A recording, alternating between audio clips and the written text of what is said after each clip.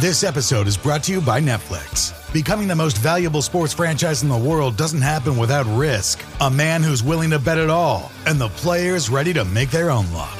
America's Team, The Gambler and His Cowboys, is the story of the 1990s Dallas Cowboys and Jerry Jones's impact on NFL history. Featuring interviews with iconic 90s players and more. Watch America's Team, The Gambler and His Cowboys, streaming now only on Netflix. You're tuned into Auto Intelligence, live from Auto Trader, where data, tools, and your preferences sync to make your car shopping smooth. They're searching inventory. Oh, yeah. They find what you need. They're gonna find it. You can make a budget for your wallet to help you succeed. Pricing's precise and true. So true. It's smarter car shopping. Ooh. Just for you. Oh, it's just for you. Ooh. Find your next ride at autotrader.com. Powered by Auto Intelligence. With a major selection of the looks your kiddos love starting at just $4 in the Walmart app, a new school year means a stylish new them. Who knew? Find skater skirts and Crocs that say, I'm casual but cool. Sparkly sneakers that say, it's my classroom, you're just learning in it. And preppy polos that say, I'm the teacher's pet, even if they're mommy's menace at home. Find their favorite styles starting at just $4 in the app. The Walmart you thought you knew is now new. This episode is brought to you by State Farm. Life gets easier with great assists, and State Farm is here to dish one your way. Get in touch over the phone or on the app to get the teammate you need. State Farm with the assist. Like a good neighbor, State Farm is there. Coverage options are selected by the customer. Availability and eligibility vary by state. New season, new chaos in college football. Let's go! Big stage, big opportunity. This Labor Day weekend, the wildness lives on ABC, ESPN, and the all-new ESPN app. What a way to start! Featuring top 10 teams like Clemson, Notre Dame, Alabama, and LSU, and Bill Belichick's debut at North Carolina. It's so special when these teams collide. Don't miss a lineup filled with electric matchups. Welcome back to college football. Kickoff week presented by Modelo. Labor Day weekend on ESPN and ABC. Also available to stream on the all-new ESPN app.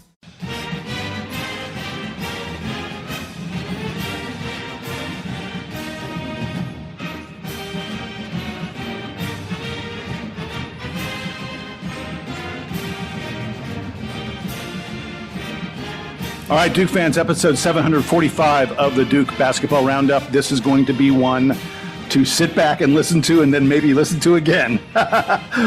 Jason Evans here for your listening enjoyment. I'm here with my buddy Donald Wine. Donald, how you doing today? I'm doing just great. This is one of the great days of this podcast. We have waited a long time, but ladies and gentlemen, we got him. Yes, we've landed the big fish. We've got Jon Scheyer as a special guest in today's podcast. Donald and I could tell you how wonderful this interview is on and on and on, but I have a better idea. How about we just listen to it? Sit back, folks, and enjoy. Here is Donald, Jason, and the Duke Basketball Roundup talking to Jon Scheyer. We will go ahead and get started. Jon, thanks so much for joining us here on the Duke Basketball Roundup. You know, we had you on years ago. I want to say maybe you just had your first child, I think. It was like 6 or 7 years ago. Great to get you back. Thanks again, man. Yeah, no, really, really appreciate you guys having me on and getting a chance to catch up. All right, so I'm going to start with our first question. And I can kind of predict, I think you're probably going to be like, I don't want to answer that one, but pretend that this afternoon, after we're done with this interview, you were going to have to go out into Cameron, and North Carolina was going to be waiting for you on the other sideline, and you have to send 5 guys out there as starters. Do you have any idea? I know it's early. Do you have any idea at this point sort of where your rotations are? Who are your starters? Who are the first few guys? Or is there just no way yet? We haven't even had a day with our full team together yet. So there's no way I can give that answer, although I wish I had clarity. I think part of this is, as a coach, you need to be curious to know where your players can take you, because that's ultimately what I'm watching every day. At the same time, it's important for a young group to have some definition, but way too early to be able to give you an accurate answer on that one. Well, I tried. I had to ask it. Yeah. Well, let's step back a little bit, right? Because you've talked a lot about roster construction. We'll talk about it quite a bit in this episode. But in bringing this roster together after the Final Four this past season. What were some of the qualities that you were looking to build upon from last year as you try to, once again replicate last year, but get over that final hurdle? Well, I think, Donald, it started for us. A lot of programs, they build from the outside, and our thing was to double down and build from within. So the top priority for me became, and our staff became, getting Caleb Foster, Darren Harris, Isaiah Evans, Pat Gongba, and Malik Brown to come back to Duke. And I think in the world that we're in, if one of those guys went somewhere else, I think it would have been a bigger deal because the splashy transfer ad and what that means, the reality of those guys coming back was very important. And then, of course, getting Caden and Cameron Boozer along with Nick Kamenia to come in, and the final two pieces with Dame and with Sebastian to fill out our scholarship roster in terms of guys we recruited to play a role for us. For us, it came down to doubling down on size and skill, which I'm sure you guys can see with, the team we've put together. We have that. And then building a team that has a chance to be tough and really connected. And so that's something we really considered this spring as we made decisions. Based on what you've seen so far, and again, I know it's super early, right, but the fans, we're all desperate to know. Can you name a couple or a few guys who've really impressed you, maybe carving out a bigger role or doing things you didn't expect back in May or June? Who's surprised you the most? I guess that's sort of what I'm saying. Well, I think as far as, I wouldn't say there's a surprise where somebody's come in and, man, I didn't know he was that good. And we felt very confident with the group we were bringing in.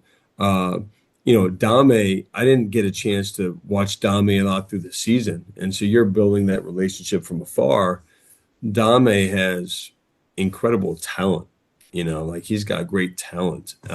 He's figuring out how to put it all to use where he can be the best player 2 months from now, then 3 months from now. And so our goal for him is speeding up that process. What I've seen from our returners, everybody's made a jump. I think that's a key thing. I could go through, Jason, literally every guy in the team, what Nick Kameni has done, coming back from U19s, the Boozer, Sebastian Wilkins coming in early. I can talk about each one of them. I think the challenge for every one of them is just the consistency of doing it every day. And so if you were to come and watch us practice, you could say on a given day, any one of the 10 where you would anticipate that guy being a starter. You would anticipate that guy playing a major role. I think it's the nature of who can do it the most consistently for the longest period of time.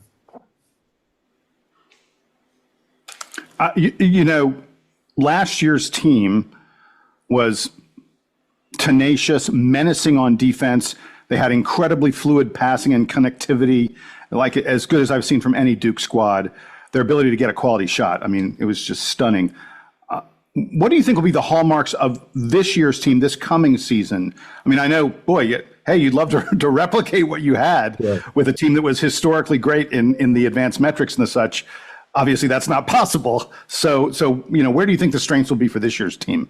Well, I think you hit on it. That's as big of a compliment as I could ever hear as a coach or about our teams, is that there's a tenacity, that there's a toughness, and then they play with great unselfishness on the offensive end. So for me, those two things don't change, because I don't know how you win big if you don't have a toughness, a mental toughness, physical toughness, and I don't know how you win if you don't have good connectivity with guys that are willing to share the ball and sacrifice and fight for great shots.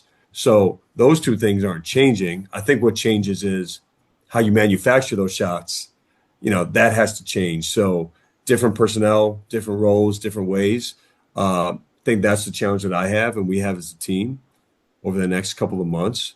And so I can't give you the full answers, but I do know the goal is still the same.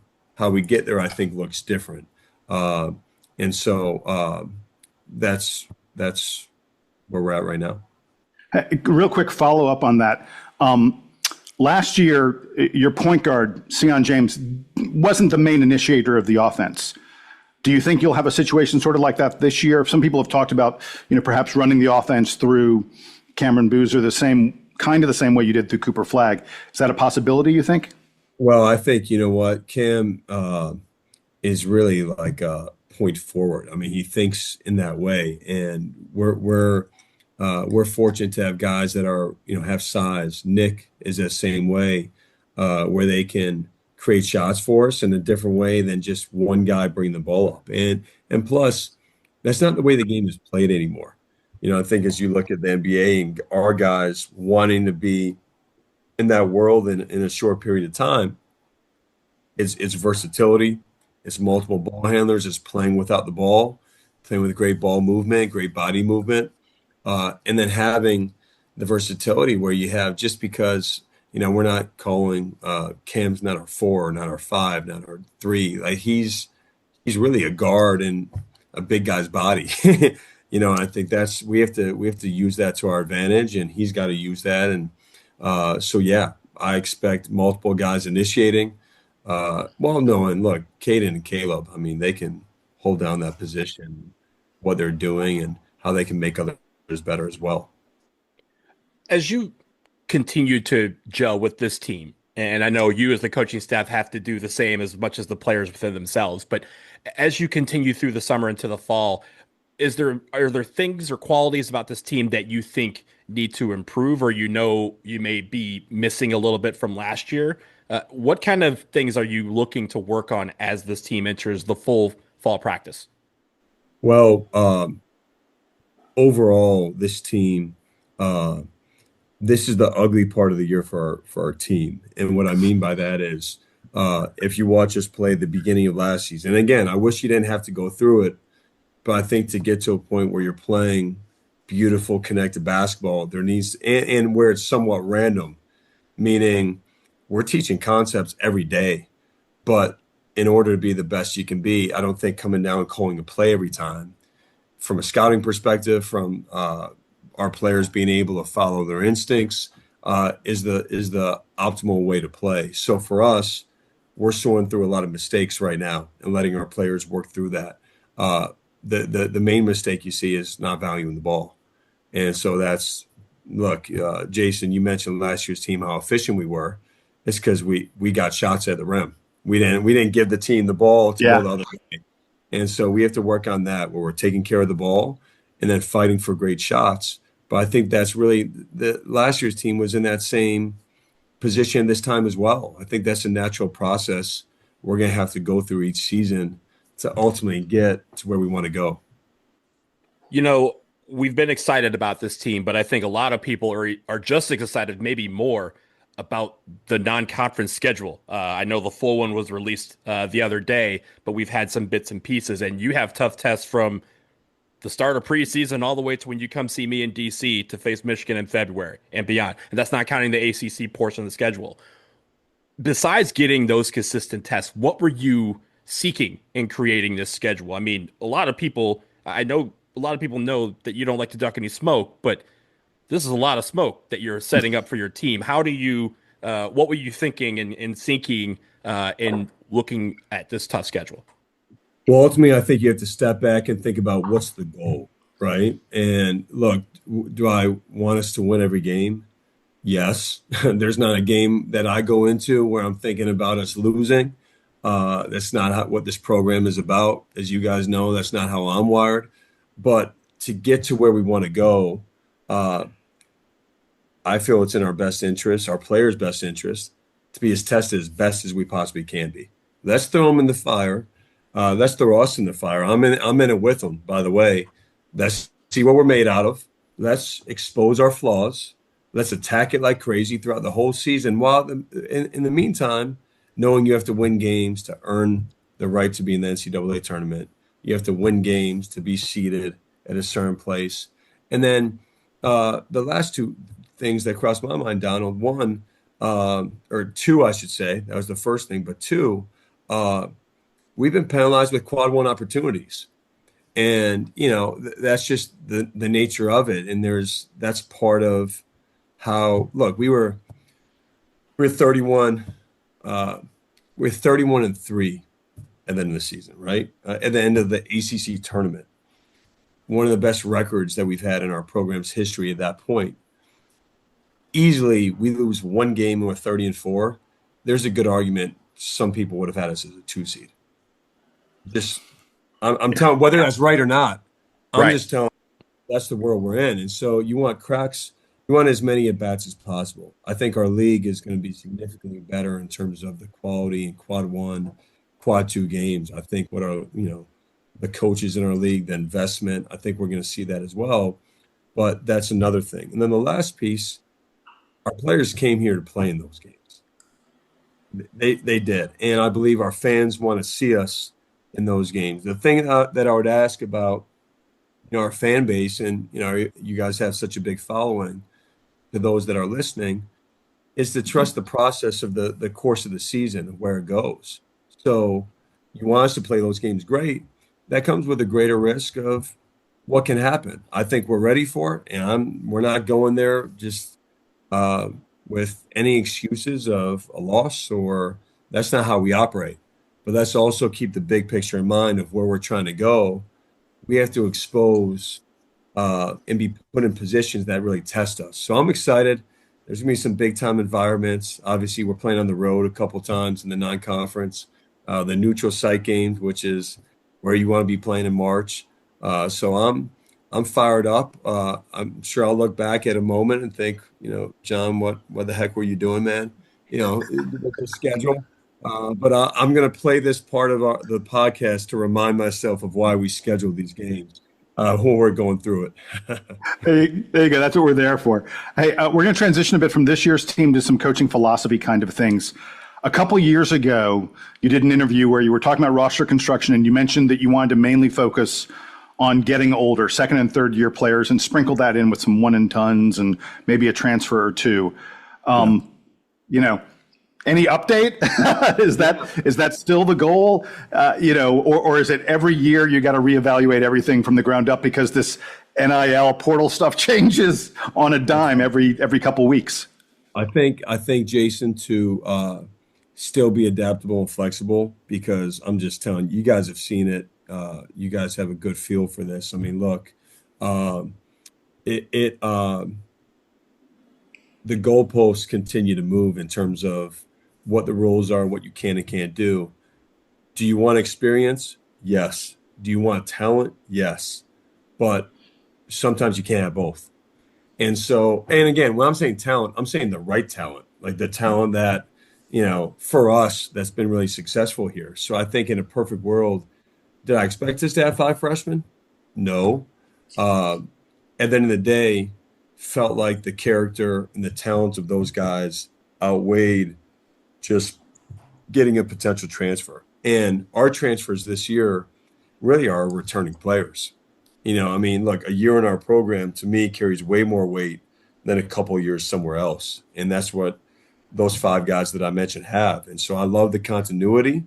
We're going to have to continue. The goal for me is to really value that and have guys value that process as well. I mean, what Tyrese Proctor did, growing for 3 years, Caleb Foster coming back as a junior, and 99% of players probably don't come back as a junior season if it hasn't been a home run in their minds. So that's what, to me, this place is all about. And if we're doing this a year from now, Jason, I don't expect us to have 5 freshmen, but I think it would be not smart to rule anything out, because it's based on personnel, based on each individual class that comes through. And we're still looking for that balance of experience and talent. John, you were on our podcast on episode 104. We've done several since then. And you have grown as a coach. You've grown from an assistant coach. Now you're the head coach. And we place in here a lot of emphasis on team development, player development, how a player progresses from freshman year to sophomore year into the league. But you have also grown as a coach from the time you took over as head coach to now. What has formed the backbone of your growth as a head coach? Well, I think just like our players, I've always been a confident person. I feel I've had humility too. Like, I know I'm not going to bat 1,000.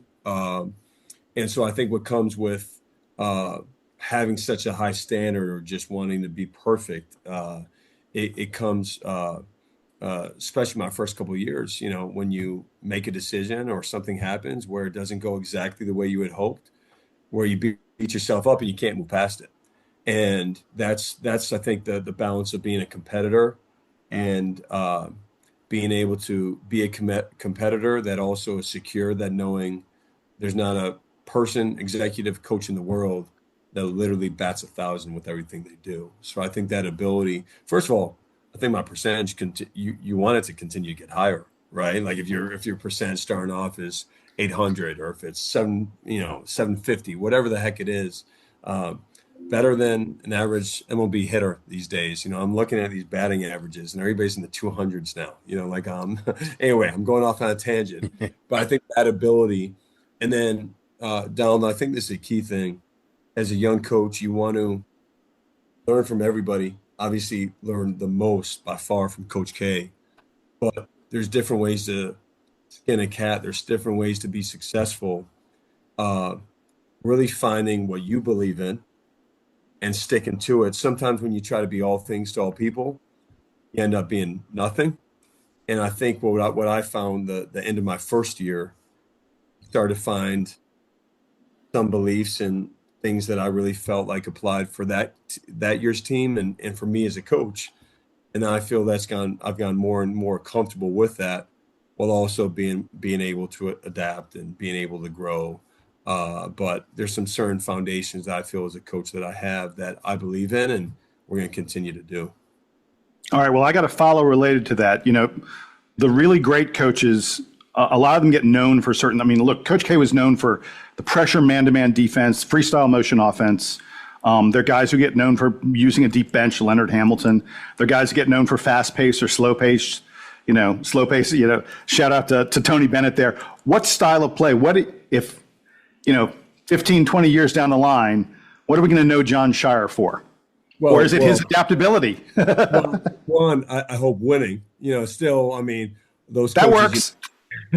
Those coaches you mentioned, no matter what, in the end of the day, figuring out a way to win. And because of our roster, we've had to play different ways, different times. But Jason, I would say I'm really proud and value the beautiful connecting offense. With great spacing, great player movement, great ball movement. That's the way I was taught to play the game. That's the way I want to teach our guys, and to get really talented players to, still be aggressive. And I want them to play their game, but do it with other talented players and make each other better. I think that's what you mentioned with last year's group. I hope that's a consistent theme of who we are. And the second thing, look, we've had a top 20 defense each year, and this past year, a top 5 defense. There's a grittiness and toughness I always want our teams to represent. And those two things can be not always go hand in hand. So to me, it's a great challenge. And I hope 15, 20 years we're talking and you're saying your teams play connected and they play tough. That's the best compliment you could give. Well, I'm not going to ask you to we'll come back 15, 20 years from now and we'll have you back on to that. But before that, I want you to look back in your first 3 years as a head coach. And we're just curious, what do you think is the best coaching move you've made, whether it's a play you've called, a lineup decision, rotation, where you decided you were going to go with your gut instinct and it worked out for you and it made a difference? I hate talking about myself, but by the way, I know, but I'll give you one, Donald, and I appreciate the question. I think the best coaching moves you make, one, are the players that you get. And so the recruiting decisions, the value of, Con Knipple was a McDonald's All-American. It's not like he was a consensus, everybody in the world after him kind of guy. I think those evaluations and those decisions, you look back on being game changers of the guys that you bring in, and they make me look really good. For me, it was our game against Alabama going to the Final Four. They're coming off the game against BYU. Alabama scores 113 points. They hit 25 threes, which was obviously a record and an incredible number. So I think the tendency as a coach, and probably what I would have done year one or maybe year two, is to overreact to that and really be so concerned about the three. And I thought our staff did an incredible job prepping for that game. One, when you look at their threes, 25 threes, 3 of their players had 21 of the 25. And so it's a tendency all of a sudden to be stretched out with all of them. And I thought we did a great job of analyzing their threes and realizing it comes from hitting the paint and then spraying it out. And so we really kept it compact. And our thing was to not let them in the paint, which is a little scary because you're watching them for 2 days on film and watching them hit 25. I probably saw them hit 75 threes. Watch the game through 25, 25. And it's like, all right, what the heck?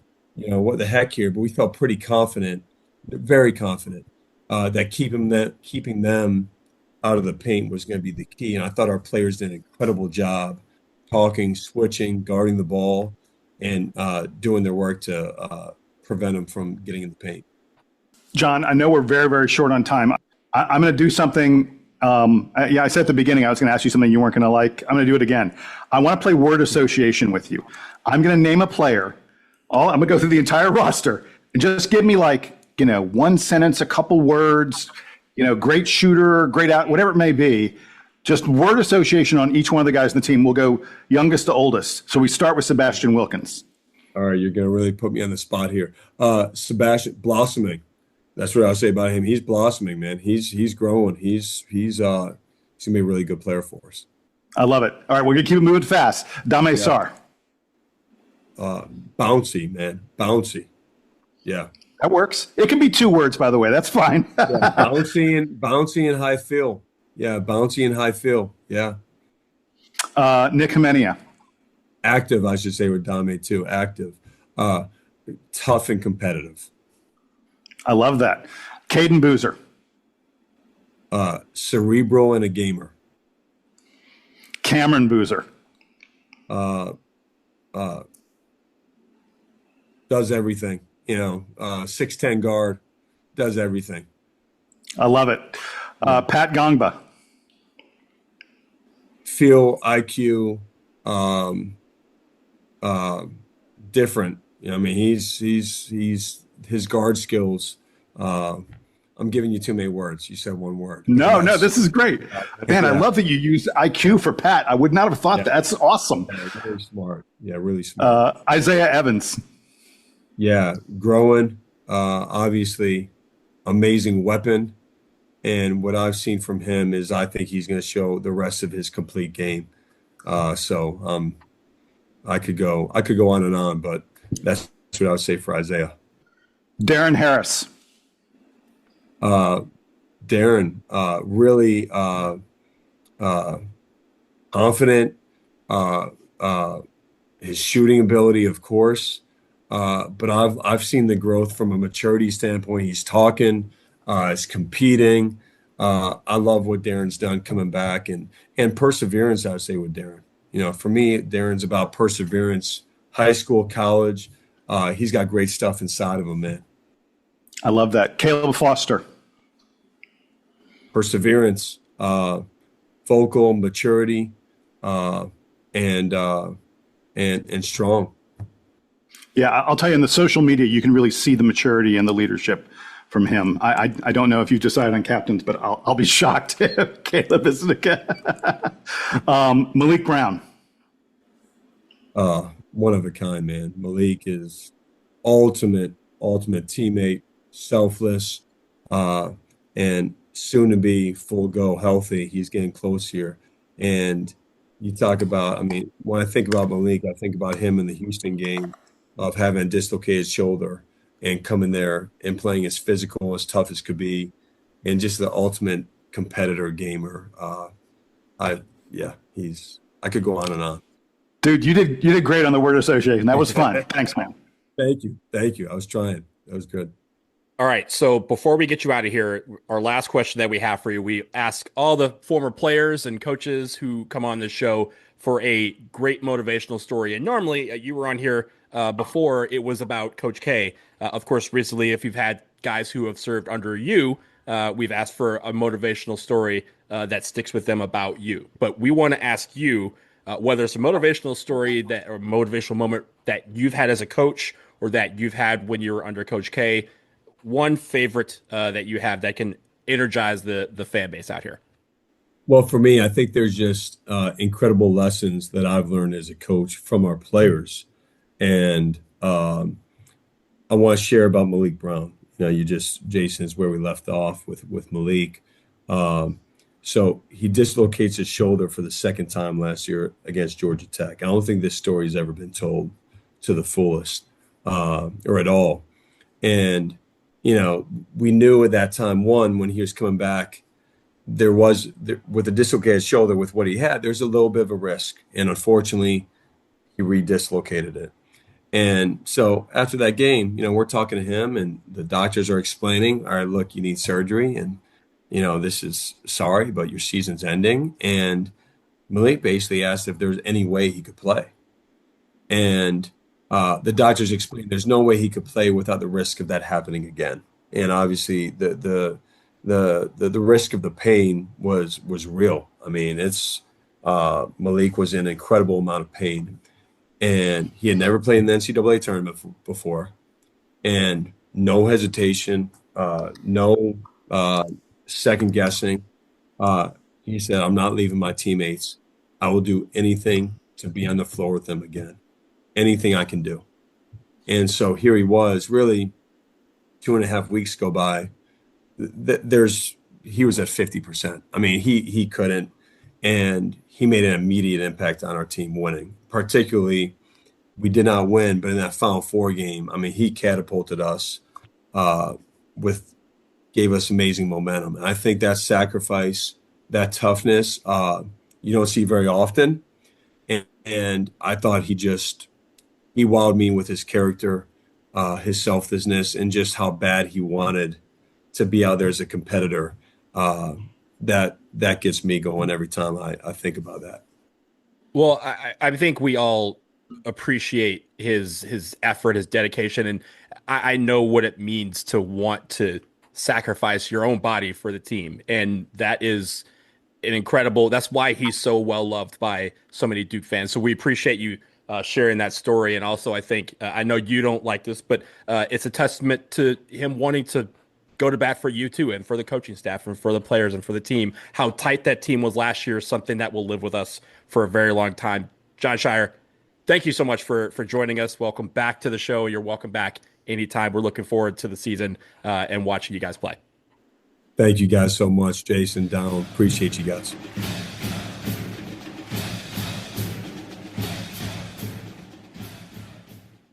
Gatorade is the #1 proven electrolyte blend designed to hydrate better than water. So you can lose more sweat and raise your game. Gatorade, is it in you? Mint is still $15 a month for premium wireless. And if you haven't made the switch yet, here are 15 reasons why you should. 1, it's $15 a month. 2, seriously, it's $15 a month. 3, no big contrast. 4, I use it. 5, my mom uses it. Are you playing me off? That's what's happening, right? Okay, give it a try at mintmobile.com/switch. Upfront payment of $45 for 3-month plan. $15 per month equivalent required. New customer offer first 3 months only. Then full price plan options available. Taxes and fees extra. See mintmobile.com. Introducing the perfect companion to your morning listening routine. AG1's clinically backed formula is now flavor packed with 3 new delicious flavors: tropical, berry, and citrus. Start the day on a high note with probiotics that taste like the tropics. Mix it up with micronutrients that taste like berry or citrus. And take it all the way back with the classic AG1 Original with notes of pineapple and vanilla. Do your health a flavor, or 4, with AG1 Next Gen, the daily health drink. Learn more at drinkag1.com. My cat Freddie loves to be brushed and cuddled. But stirring up his cat allergens meant sneezing and itchy eyes. Then I found Purina One Live Clear. It's cat food that reduced the major allergen and my suffering in as little as 21 days. Now, we feel closer than ever. If you have issues with cat allergens, you really need to try Purina One Live Clear. Try new Purina One Live Clear today. Purina One, a difference from day one. This episode is sponsored by Friskies, who would like to tell your cats hi. Now, if that didn't get your cat's attention, there's one thing that always does the trick. Just pour some Friskies crunchy food in the bowl and you'll hear those paws come running. Works every time. With so many Friskies choices, you can always bring your cats running from their secret napping spots. there's always more to explore. See for yourself at friskies.com or visit your local store.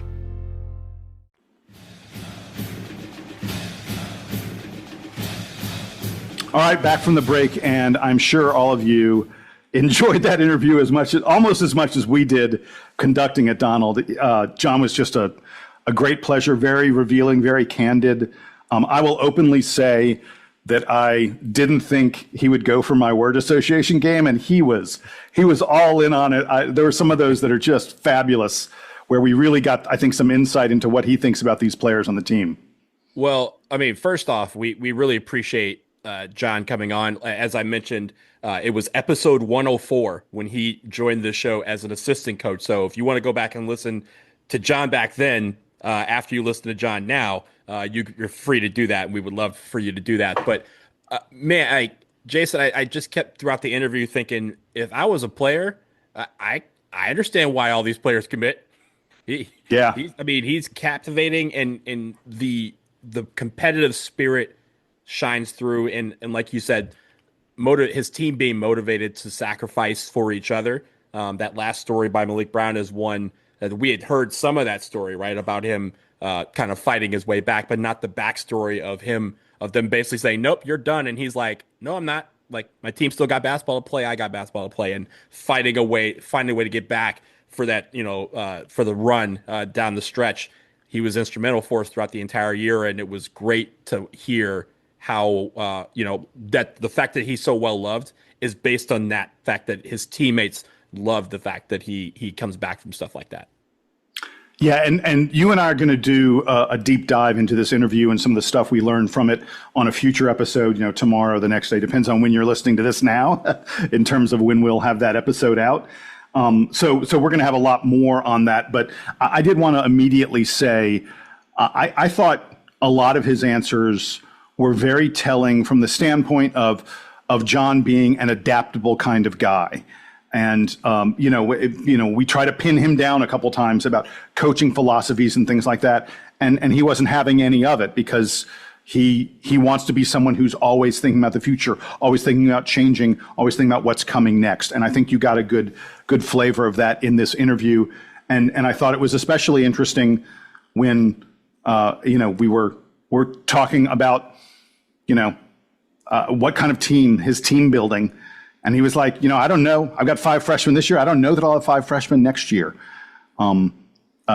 He sees what's in front of him, and he drives to make that work, as opposed to deciding what's going to work and then trying to fit the square pegs into the round holes. And again, I just think that's the kind of thing that came through to me again and again when we were talking to him today. Yeah, well, he started. If he had ended that answer after that, it still would have been a perfect answer, where he said the goalposts just keep moving every single day. Exactly. And that's true. We've talked about it on the show, how much, yesterday's price is not today's price, to borrow from Fat Joe. Like, that is the landscape right now. And so it's interesting to see how the coaching staff and he kind of adapt to all this and really try to stay ahead of it, because they've done a great job of staying ahead of the game and making it where no matter what the changes are, it feels like we're largely unaffected by it. I think also, Jason, the final thing that I have, and I know we're going to expand upon this on our next show, but the fact that he basically said about scheduling the murderer's row that he did was that these guys come to Duke to play in those games. And I think, again, we're excited about it because it is, Duke versus Kansas. It is Duke versus Michigan, Duke at Michigan State. Those type of games are what we like to do. Duke versus Florida in Cameron. That's going to be a game that Duke fans don't have to get up for. And the fact is, we have like a ton of games now where we don't have to rile up the troops and say, hey, this is a big game, and we have to explain to them why our previews of these games are going to be easy in that regard. We just got to talk about the actual game, but we don't have to tell people, oh, this is going to be a huge game, this is why you should tune in. Every game is like that. Every game is a marquee matchup under the lights, big time TV, big time implications. And I think he was very, I love the fact that he's going after it, and also that he was quite honest that, quad 1 wins are what we're looking for. And I like the fact that he's like, we need some quad one games. Let's go get some quad one games. And he took advantage of that. Yeah, look, like you said, like I said, we're going to have a really deep dive in the next 24, 48 hours about what Jon Scheyer told us in this interview. So, folks, stick around the feed. That's going to be coming your way. In addition, we're going to be covering the opening game of the football season, Duke versus Elon, on Thursday evening. We will have coverage of that. It's about to get a lot busier around here. We'll do that after the weekend because this is the first real weekend of college football. There's a lot of great football on this weekend. We probably will use the Duke football game to kind of springboard into a discussion about just the overall weekend and the number of games that are going on. But also, Jason, real quick before we get out of here, I just want to let people know we now have an Instagram. We are now on Instagram at Duke Roundup. So go ahead and give us a quick follow. We're on Blue Sky, Twitter. We have a YouTube channel. Obviously, wherever you are subscribing to the show, you are subscribing in the right place. Feel free to subscribe. Tell your friends about it. Tell your friends about this episode because I figured that if they're a Duke fan, they're going to want to listen. Yeah, that's good advice. Exactly. All right. He's Donald. I'm Jason. This is the latest edition of the Duke Basketball Roundup, and that is the Duke Band. They're playing us out and taking us home.